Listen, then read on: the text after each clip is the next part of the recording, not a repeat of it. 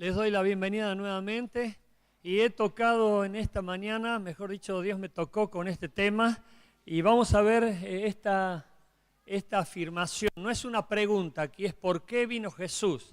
Porque seguramente vos te preguntarás también por el motivo de la Navidad. Ya lo explicaron en todo el tiempo hasta aquí y necesitamos seguir afirmando porque hay muchos que leen la Biblia, se dicen cristianos, pero todavía no lo saben bien.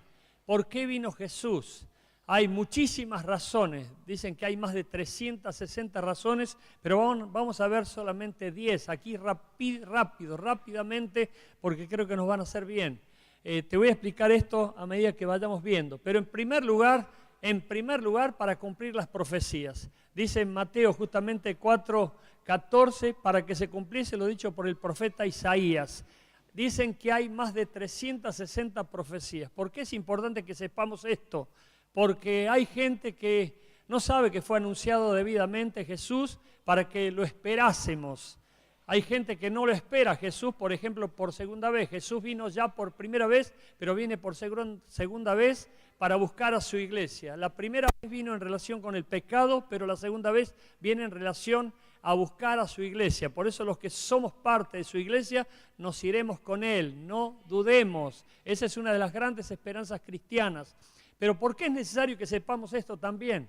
¿Por qué? Porque en aquel entonces los judíos sufrían el oprobio y la hostigación y la opresión y el cautiverio por parte del gobierno de turno. Y ese gobierno de turno era el Imperio Romano. El Imperio Romano cruel, sádico, fustigaba a todos los que estaban bajo su dominio y los castigaban, esclavizaban, sodomizaban y todo lo que se te ocurra.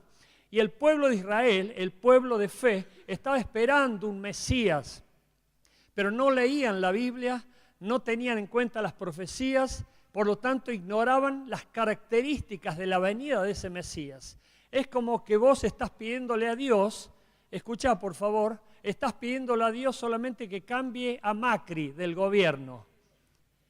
En aquel entonces los judíos estaban pidiendo que cambiaran al emperador de turno, es decir, que no esté más el emperador tan corrupto que en aquel entonces estaba, y de repente Dios tenía un propósito más grande, mucho más grande. Hay creyentes que se limitan pidiéndole, Señor, cambia esto o hace lo otro, como podés venir a la iglesia pidiéndole por tu sanidad solamente, o pidiéndole que te dé paz, por ejemplo, o pidiéndole que te dé una sanidad, y te quedás colgado en cuanto a los propósitos gloriosos y eternos que Dios tiene para con esta humanidad. Hay muchísimos motivos por los cuales Jesús vino, y no solamente uno en particular, y principalmente, ya lo vamos a ver en estos días rápidamente, para que se cumpliese lo dicho por el profeta Isaías. Los judíos tenían que estar al tanto de eso, pero el Mesías no iba a ser un Mesías político, un Mesías militar, iba a ser un Mesías espiritual, que iba a transformar el alma humana para prepararla para el cielo. Y eso es lo que estamos haciendo aquí nosotros, preparándonos para el cielo. Amén. Para bautizar en Espíritu Santo y fuego, Mateo 13:11. Miren lo que dice el texto bíblico aquí, no sé si lo alcanzan a leer, pero busquen en sus Biblias. Mateo 3:11 dice, yo a la verdad os bautizo en agua, eso es Juan el Bautista, para arrepentimiento, pero el que viene tras mí, cuyo calzado yo no soy digno de llevar, es más poderoso que yo. Él os bautizará en Espíritu Santo y fuego. Y acá hay dos símbolos muy importantes. La venida de Jesús iba a traer cambios, transformaciones. Por eso hay gente que dice, yo soy cristiano y sin embargo no cambia. Hay gente que dice, yo empecé a ir a la iglesia y sin embargo no cambia. Hay gente que dice, yo leo la Biblia y sin embargo no cambia. Jesús vino al mundo para transformar al mundo. Y el bautismo era un símbolo del nuevo nacimiento. Es decir, vos eras de una manera antes de venir a la iglesia o de venir a Cristo y sos de otra manera a partir de Cristo. Y fuego tiene que ver con la pasión y el toque que hace Dios en nuestras vidas de llenarnos de su espíritu y provocar en nosotros entusiasmo. Nosotros íbamos a estar bien debajo de su presencia, íbamos a estar sumergidos en su presencia para comenzar una transformación de gloria en nosotros para transformar también al mundo. Yo sé que a lo mejor esto te suena muy teórico, yo sé que a lo mejor te cuesta entenderlo, pero Jesús vino a bautizar en espíritu y en fuego. Y el Espíritu es el que nos transforma. Si no hay Espíritu Santo en nosotros, es imposible que seamos transformados. Por eso Jesús venía a inaugurar un nuevo cambio, una nueva historia, una nueva transformación en la humanidad. La tercera cosa es para que cumplir la ley. Mateo 5:17 dice: no penséis que he venido a abrogar la ley o los profetas, no he venido para abrogar, sino para cumplir. Presta atención, por favor, porque mucha gente se jacta de conocer la Biblia y hasta te la puede recitar de memoria. Mucha gente se jacta de saber la Biblia de memoria, pero no la vive. Ese es un problema serísimo. Había muchos en aquel entonces que se rasgaban las vestiduras, se golpeaban el pecho y vivían recitando las Escrituras públicamente, señalando el error, señalando la falta del otro. Sin embargo, aquí Jesús dijo: yo soy el único que vino a cumplir la ley. Yo soy el único que la cumplió, porque Jesús fue el único que pudo cumplir la ley. Y si nosotros estamos con Jesús, vamos a poder cumplir la ley también. Pero si no estamos con Él, es imposible que nosotros estemos queriendo agradar a Dios. ¿Por qué decimos esto? Porque hay mucha gente que se jacta de saber algo de Dios y se lo reprocha o se lo enrostra al otro, como diciendo: yo sé más de la Biblia que vos y sé cómo agradar más a Dios que vos. Sin embargo, en su vida no lo demuestra. El otro día nos encontramos con un jovencito, con mi esposa, nos pusimos a hablar con él. Él había ido a la iglesia de chico, sin embargo se apartó porque nos dijo exactamente: vi mucha hipocresía. Vi mucha hipocresía. Es como que mucha gente haciéndose perfecto o queriéndose mostrar como persona perfecta, sin embargo yo los conocía en la intimidad. Y me di cuenta que no era solamente uno, sino que eran un montón, decía este joven. Este joven estaba amargado, estaba resentido, y nosotros lo alentamos diciéndole que siempre en toda iglesia, escuchá iglesia por favor, en toda iglesia siempre hay un remanente fiel. Siempre hay un remanente fiel. Siempre hay gente sincera, absolutamente íntegra, siempre hay gente que busca a Dios y realmente tiene temor de Dios, y en ese proceso tenemos que estar todos. Pero no es cuestión de estar buscando el remanente. Dios lo muestra solamente. Él es quien muestra el remanente. Si nosotros empezamos a buscarlo, nos podemos equivocar. ¿Por qué? Porque entramos a juzgar. Yo te invito a confiar que Jesús vino a cumplir la ley, y si tenemos a Jesús y estamos en comunión con Él, vamos a disfrutar de ser personas íntegras y buscar con temor a Dios para agradarle todos los días. Luego vino Jesús para hacer posible que seamos hijos de Dios. Dice en Mateo 5:45, para que seáis hijos de vuestro Padre que está en los cielos. Jesús vino para hacer posible que seamos hijos de Dios. Jesús vino para que sea posible que nosotros seamos hijos de Dios. Jesús vino para que sea posible que nosotros seamos hijos de Dios. ¿Por qué insisto tanto en esto? Porque la Biblia en Juan capítulo 8 dice que hay hijos del diablo. Hay hijos del diablo, gente que ha sido engendrada, por así decirlo, por Satanás. Gente que sigue fielmente los designios malignos del demonio. Hay gente así, gente que se jacta de la brutalidad, de la violencia, de las violaciones, se jacta, se ríe en dañar al prójimo, no le importa, no tiene cargo de conciencia, no siente remordimientos, busca dañar todo el tiempo, pero hay hijos de Dios, gloria a Dios, aleluya. A ver, ¿dónde están los hijos de Dios aquí? Gloria a Dios, aleluya. Algunos se animaron a levantar la mano y flamear el brazo. La Biblia dice que nosotros somos hijos de Dios por haber recibido a Jesucristo, por haber hecho una confesión de fe en Cristo, por tener un compromiso personal con Cristo, por animarnos a decir: yo tengo a Cristo en mi corazón, lo invité a entrar en mi vida, ahora soy hijo de Dios, no por haber nacido de varón ni de voluntad de carne, sino de Dios. Eso lo dice Juan capítulo 1, del 10 al 12. Fíjense, allí está cuál es la clave para que nosotros seamos hijos de Dios. Pero voy a seguir porque quiero apuntar a otro tema. Seguimos. Fíjense el siguiente motivo, para llevar nuestras enfermedades y dolencias. Mateo 8, 17 dice, para que seáis, Mateo 8, 17, Él mismo tomó nuestras enfermedades y llevó nuestras dolencias. Este es un asunto de fe,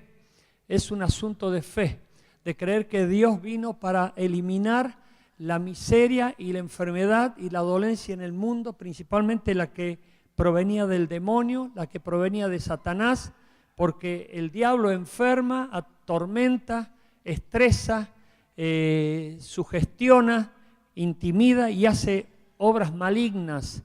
Y cuando Jesús vino, se cortó eso. Y muchas enfermedades son cortadas inmediatamente por la intervención de Cristo en las vidas. ¿Cuánta gente estaba postrada por depresiones endógenas, es decir, profundas? ¿Cuánta gente estaba postrada, inclusive hasta con cáncer? Y Dios levantó su vida y hoy está sirviendo a Dios de una manera gloriosa. ¿Por qué? Porque Dios vino a sanar dolencias y enfermedades. Pero el siguiente punto, ¿para qué vino Jesús? Para atormentar a los demonios. Mateo 8:29 dice,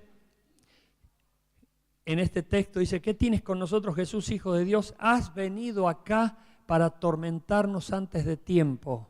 Has venido acá para atormentarnos antes de tiempo. ¿A qué se refiere con antes de tiempo? Es porque el infierno va a ser un tormento eterno para los demonios, Satanás y sus ángeles.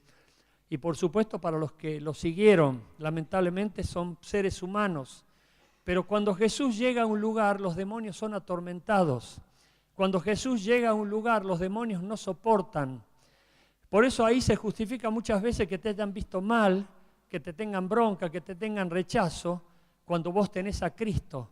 Y Cristo está en tu vida y realmente brilla en tu vida. Ahora, si en tu vida está Cristo, pero no brilla, está oculto, ahí nadie lo descubre, nadie lo conoce, nadie sabe de que está Cristo en tu vida, obviamente los demonios pueden hacerse un picnic a tu alrededor, pero te puedo asegurar que si vos levantás bien en alto la bandera de Cristo, en el sentido de que tenés en cuenta a Dios, has hecho una profesión por Cristo y sabés que tu vida le pertenece a Cristo y sos de Cristo, y si te morís te vas al cielo con Cristo, los demonios son atormentados y huyen despavoridos, tienen que huir despavoridos.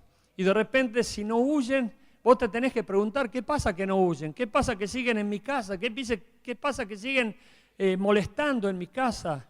Y en mi casa hay falta de paz, hay gritería, maledicencia, escasez, pobreza, miseria, dolor, envidia, celos y todas las cosas malignas. Bueno, indudablemente allí está el demonio reinando y vos tenés que echarlo. Pero para echarlo tenés que tener fuerza espiritual. Tenés que tener un real compromiso con Jesucristo. Jesús dijo, estas señales seguirán a los que creen en mi nombre. A ver, ¿quiénes son los que creen en el nombre de Cristo? Echarán fuera demonios. No podrán prevalecer esos demonios inmundos. Y que los hay, los hay.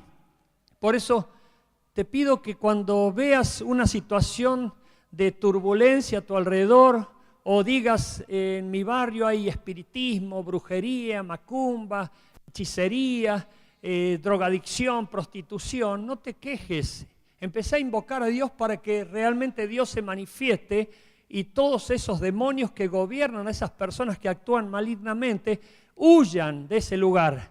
Porque si vos no haces nada, ellos prevalecen y siguen fortaleciéndose cada vez más.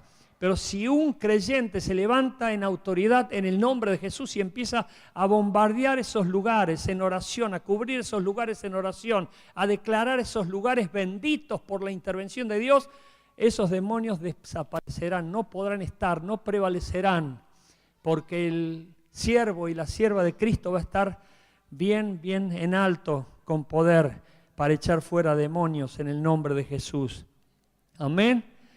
El siguiente punto para lo que vino Jesús, y voy rápido, para perdonar pecados. Dice Mateo 9:6, para que sepáis que el Hijo del Hombre tiene potestad en la tierra para perdonar pecados.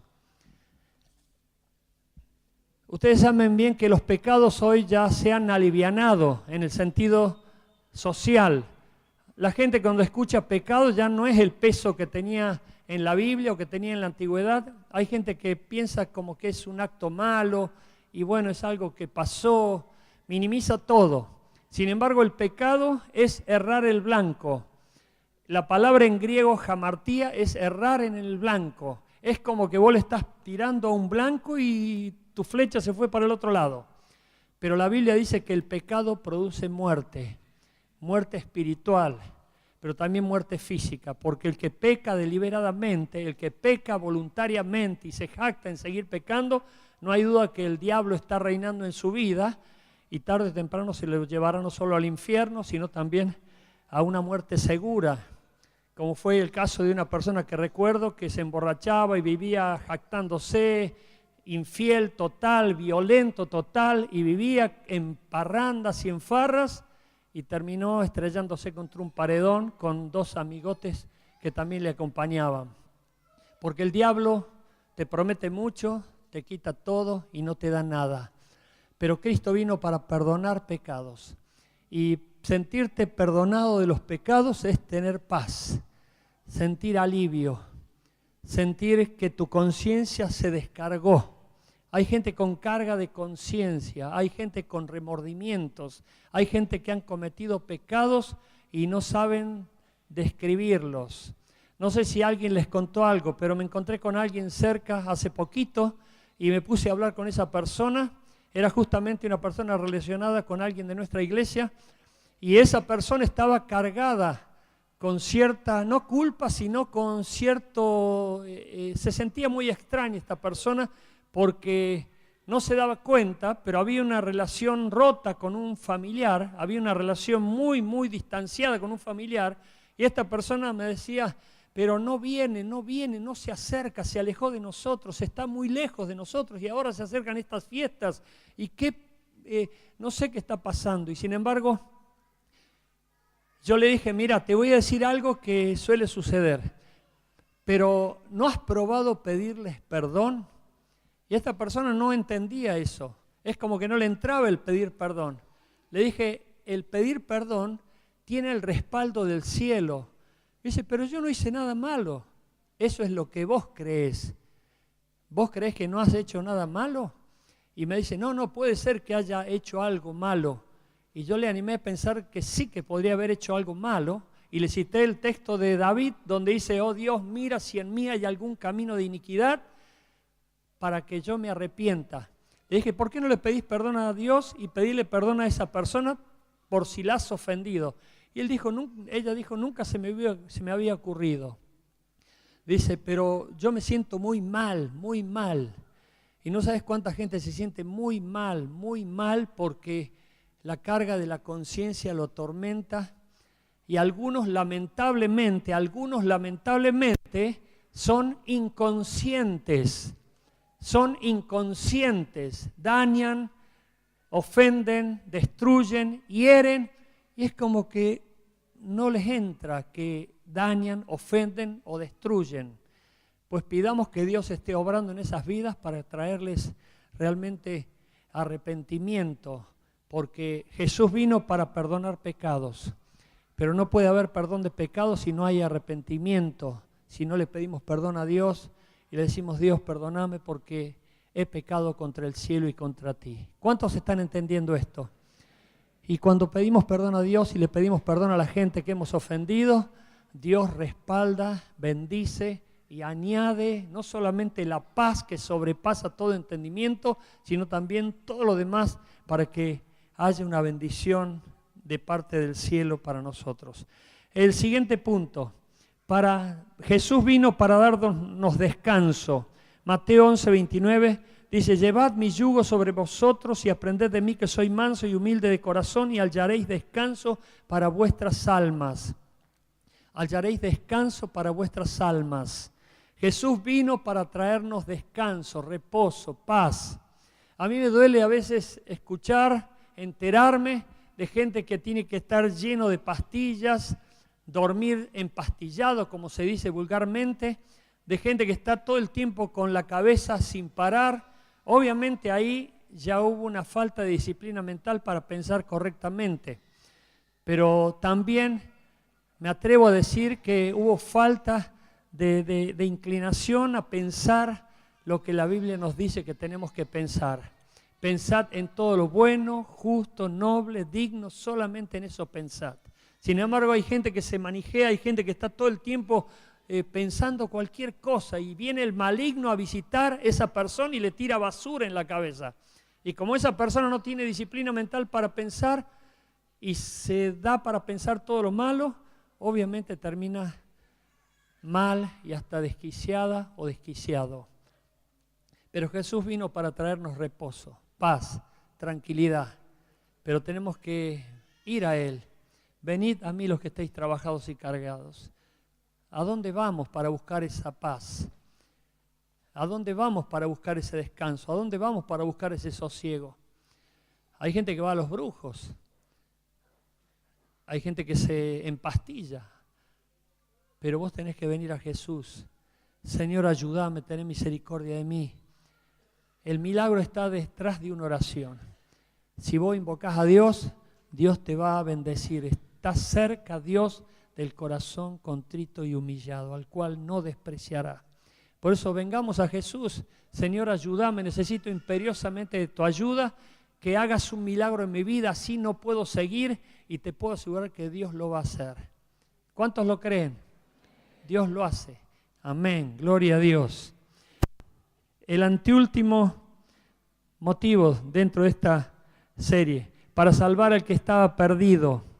Mateo 18:11 dice, porque el Hijo del Hombre ha venido para salvar, para salvar.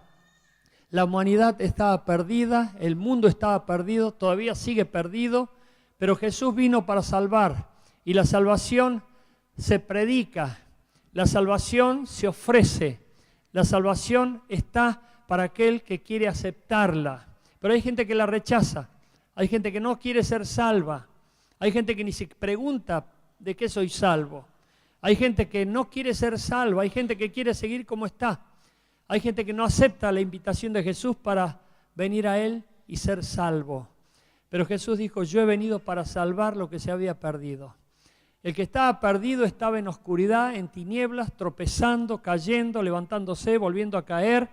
El que estaba perdido no tiene propósito de vida, no tiene sentido de vida, está como aburrido, va llenando sus vacíos con un montón de cosas, droga, entretenimiento, farra, distracción, dormir, depresión o lo que sea, pero todavía ese vacío no está lleno. Y Jesús vino para salvar lo que se había perdido. Pero no puede salvar a nadie a menos que esa persona no se reconozca perdida. A menos que esa persona no sepa que necesita un cambio definitivo en su vida. Miren, el otro día estábamos considerando en oración con mi esposa una persona que sufre, pero es terrible. Sale de una, se mete en otra y cae, vuelve a levantarse, cae, vuelve a levantarse, cae. Pero no está entendiendo el propósito de Dios, ni tampoco está pidiéndole ayuda a Dios definitivamente para ser libre de ese tormento. Sigue en el pozo cenagoso de la desesperación. Sigue hundiéndose cada vez más en el fango del pecado. Y así es el corazón humano, duro, entenebrecido por el pecado. Por eso Jesús dice, estoy a la puerta y llamo. Estoy a la puerta y llamo. Pero hay gente que no quiere abrirle la puerta a Jesús. Hay gente que no le lleva ni el apunte. Pero hoy es el día de la salvación. Hoy es el día en el que nosotros necesitamos reconocer que estamos perdidos y que necesitamos ser encontrados por Jesucristo. Esta es la decisión que tomamos todos un día, que le dijimos, Señor, así no puedo seguir, yo así no quiero seguir, necesito un milagro en mi vida de transformación absoluta, necesito que toques mi vida, que me hagas nueva criatura, yo quiero empezar a disfrutar la verdadera vida, vivir esa vida plena y abundante que has traído al mundo. porque si está la promesa, también está el cumplimiento de que Él nos da vida, vida eterna y abundante. Amén. Y por último, para mostrar que lo que es imposible para el hombre es posible para Dios. Repetí, lo que es imposible para el hombre es posible para Dios. Repetí de nuevo, por favor. Lo que es imposible para el hombre es posible para Dios. Ahora la buena pregunta que le podrías hacer al que tenés al lado, ¿lo crees? Dice Mateo capítulo 19, versículo 26, y mirándolos Jesús les dijo, para los hombres esto es imposible, mas para Dios todo es posible.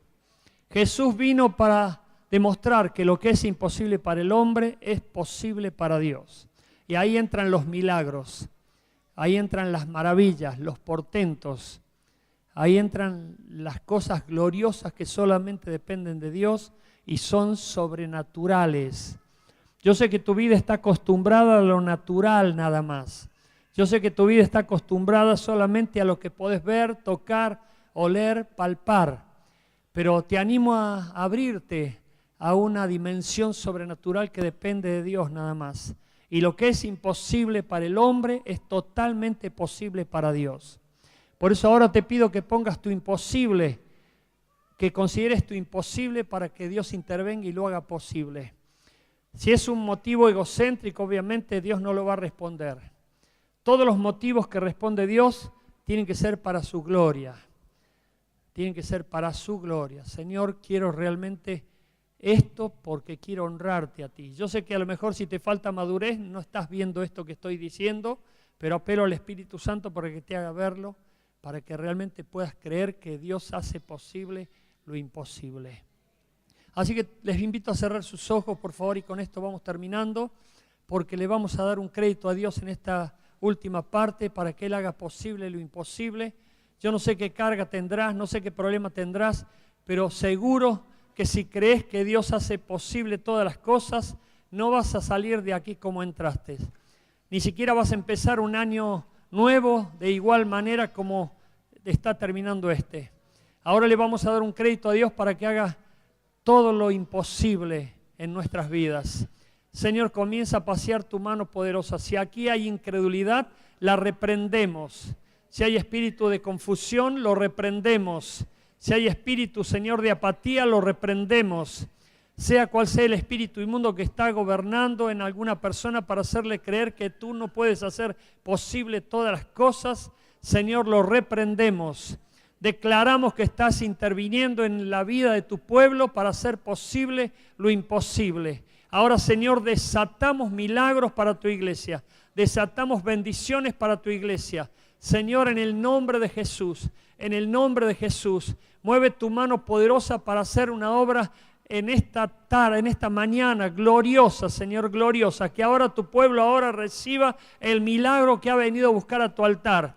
Que ahora reciba el milagro que ha venido a buscar a tu altar. Señor, Jesús no vino en vano, no vino simplemente para cumplir un propósito, sino multitud de propósitos, Señor, que tienen que ver con gloria y honra para tu nombre. Y ahora yo te pido que en esta iglesia tu pueblo la reciba, que ahora la reciba.